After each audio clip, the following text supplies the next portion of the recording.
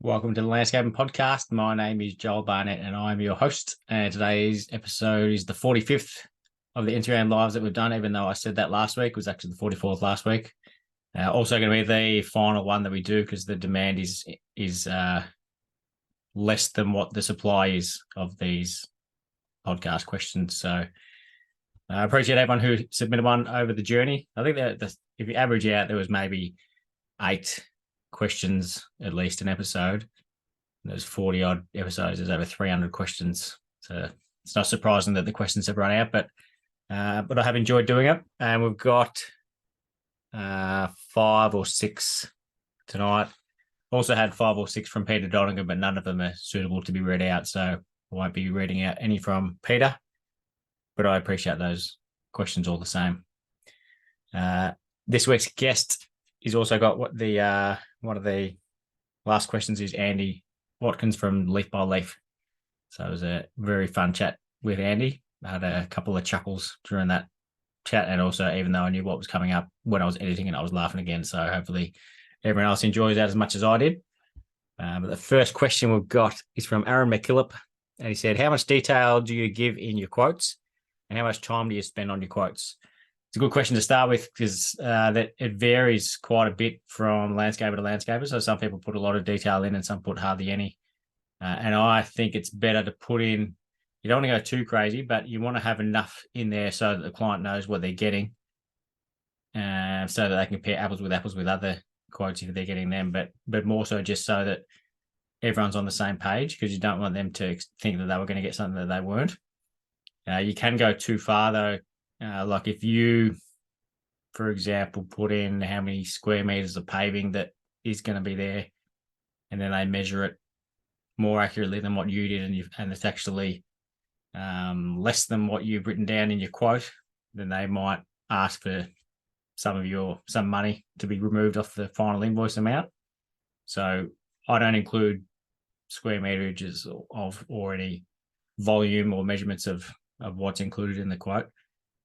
So the same deal, if there's pavers left over, the client might, like you might want to give them to the client, but yeah, they can also be handy for you to use on other jobs. So you might want to include that in your quote, that the any excess pavers are the landscapers or whatever.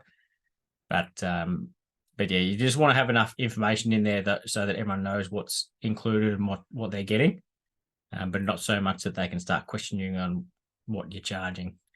And it's not for anything that anyone's hiding in their quotes, but you don't want to have to explain to them how you work out your hourly rate so that they can, because then they might say, well, how much you're charging per hour, and then you've got to go into a conversation about all that, and it's just not necessary to go into that much detail. But you also you don't want to just give them a price and say landscaping X amount, and that's your quote. So you need to say, like I break mine down so that each section is itemized. So I'll have excavation is this amount, pool coping is this amount, paving is this amount, steppers is this amount. So I'll break those different paving sections up into different areas. Garden beds is X amount, which is just the soil and mulch and edging. Plants is a separate one. What else would there be? If there's any like a clothesline or letterbox, I'll probably do that on its own. Something I definitely do is if there's if it's got domestic building insurance. So some people, like when I was getting my building license, they said you should just lose that within the other amounts, but I don't understand why you would do that. I include it as a separate item because I have to charge for it, so they need to know that I'm charging that, and that might be compared to another landscaper who's not registered, so they're not charging that amount.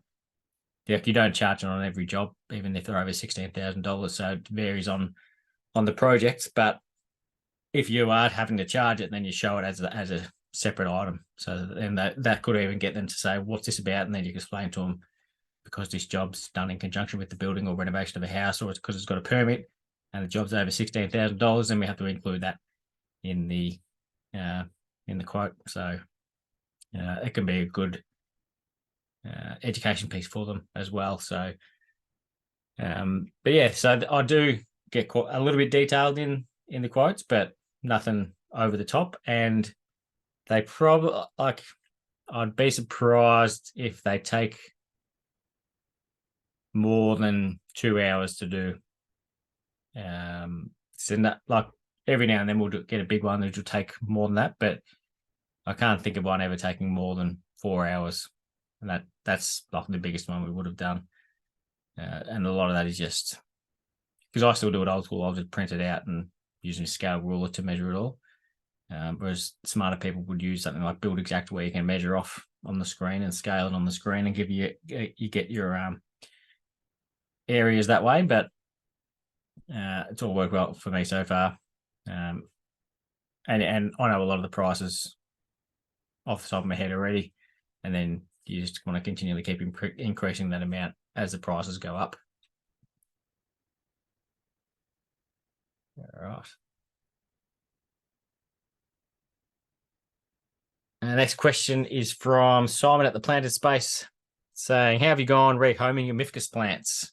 Pretty good. So most of them went to Kurt from Urban Elements. So we did a bit of a deal there, bit of bartering, old school style. So yeah, there's a fair few going there, a fair few still at the shed, and I sold a couple as well. So that's worked out pretty well. I thought they were all going to die, so happy to have been able to use up as many as what I've done. I've used a couple on projects as well that we've designed and built, and also some other designers built, and yeah, it's gone pretty well. So there's still got a lot of the Bartlettinas there, and hydrangeas as well. So they're what's mostly there, but they're all looking pretty good and getting protected. So getting watered pretty often. So they're all looking after themselves pretty well. And there's we're just about to build a pergola out the back of the shed as well for our trailer to sit on, and using some of the timber that we kept from the garden show. So that'll get to good use there, and we can put some stuff out there undercover that's been sitting in the shed, so they get more room in the shed then as well. So a double win there. Next question is from Dan Foreman, saying, "Is Christmas the end of the world as we know it?"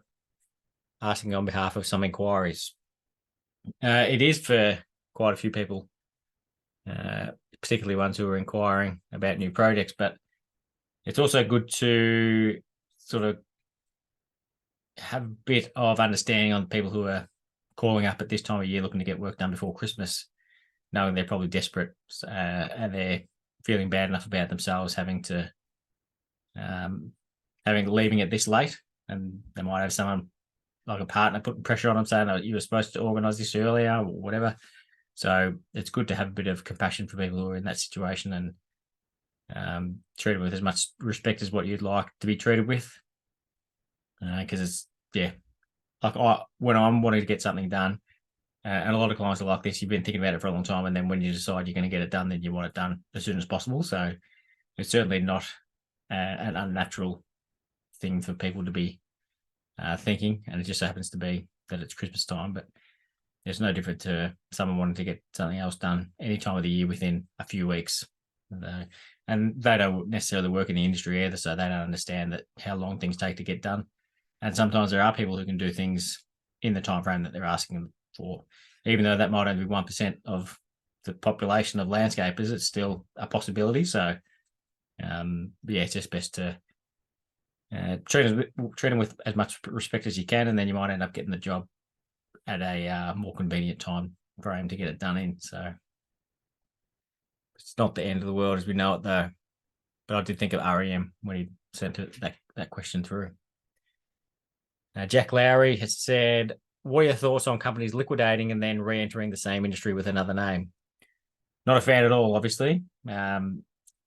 It's like it should be like when a company sells, when you sell a company, there's usually a clause in there that you can't operate in the same industry for a certain amount of time.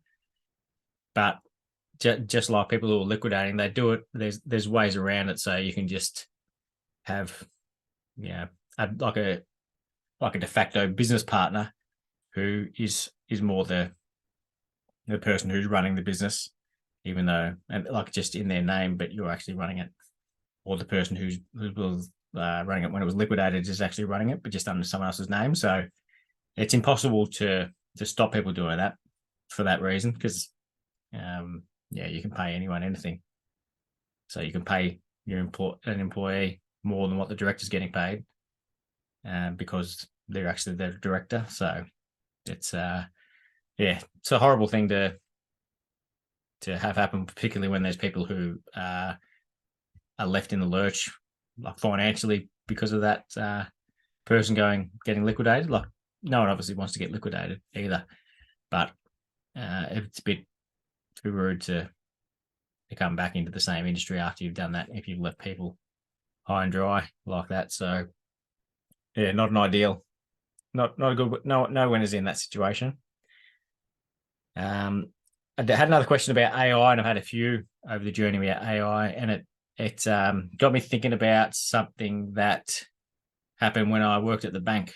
So when I worked there, the bank brought in. So I think I'd been there for a year maybe, and then the bank brought in a superannuation account where customers could see their super in their bank account.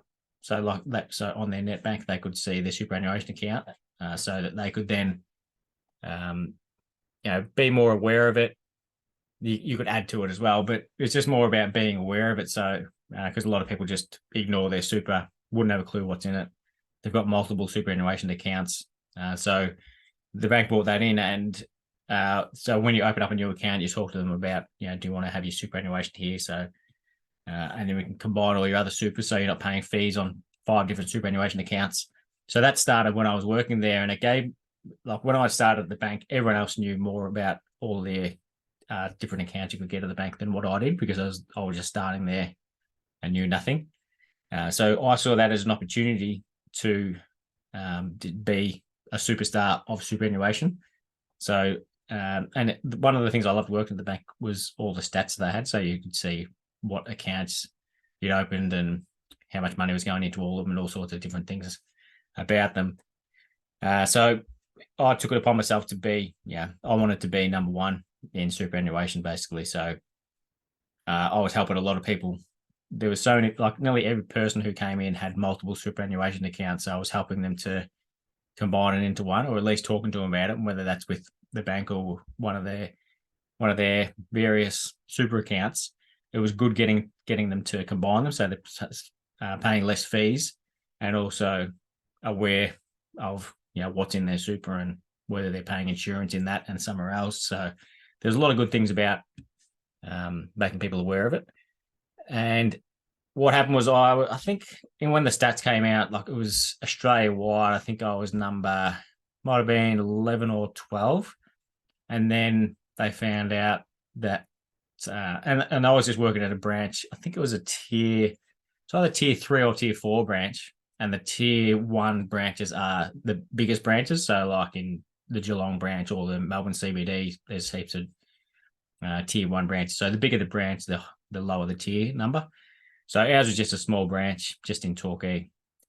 So the fact that I was that high up in the country I was pretty happy with that. Even though I wasn't number one, I was pretty pleased. And then they found out that there was a fella opening accounts for every person who came in, whether they wanted it or not, opening a new superannuation account. So that person obviously got in a lot of strife, and then they changed the account metrics to people who had put money into their super account. And then they readjusted the figures, and I came in at number 3 in the country. So there was only 2 people selling more accounts that people were actually using as well. So that's the way. The long story short is, when I started that, wanting to be the best at that, it was because it was a new product, and you can treat AI the same. So no one knows anything about AI in the landscaping industry at the moment. So it's a good opportunity for someone to really knuckle down and research it and understand as much as you can about it, so that you can be, one of the most knowledgeable people about it on how to use it. I don't know anything about it, so I can't say what particular path you should head down, but it's a good opportunity for people to find something new. It's like when Bitcoin came out as well. Like everyone just assumed it was going to be nothing, but if you had have looked into it and made a couple of purchases into Bitcoin in the early days, you'd be doing really well now. So there's and you got to pick and choose where you put your investments, but AI is definitely one that's not going to be going anywhere. So how you use it, not sure, but if you spend a lot of time researching it, I've got no doubt that you'll find a way that you could use it for the landscaping industry, whether that's design, probably more so design than anything else. But I think you could do something and be ahead of everyone else who's going to catch on when everyone else does it. So yeah, there was just a thought I had during the week about a similar situation what I've been into that you could do with AI. I don't have any time for it, so I won't be doing that. So there's one less person who you're going to have to compete with. But yeah, I think it's a good idea if you over the Christmas holidays, if you get bored and you just want to think more about landscape design, then start thinking about different ways you could use AI for it, and look at the different apps and start using some of the free ones and work out what you can do and how that would relate to making your life easier doing designs. And the last question is from this week's guest, from Andy at Leaf by Leaf. Is it too early to start saying have a great Christmas or have a great holiday season at the end of emails/invoices? So today's the 26th of November. I don't think it's too early. Definitely not too early if it's December. But yeah, I think it'll help people realize what sort of time of year it is and how little time left there is in the year. So I think it's a good time to start doing it. If you do it, I don't do anything different in my emails regardless of the time of year. But yeah, I think it's a good thing to start doing, and if you're going to start doing it at all. But that was it. That's the last question, possibly forever on the Q&As, but that I've loved doing them. Haven't so much loved having to do them at a set time, but love doing them. And any questions in the future, feel free to shoot me a message and I'll answer it more direct rather than waiting to have the answer on the podcast. But thank you very much to everyone who ever submitted a question, and make sure you have a listen to Andy's episode this week because it's a cracker and a lot of fun. And we won't see you next week.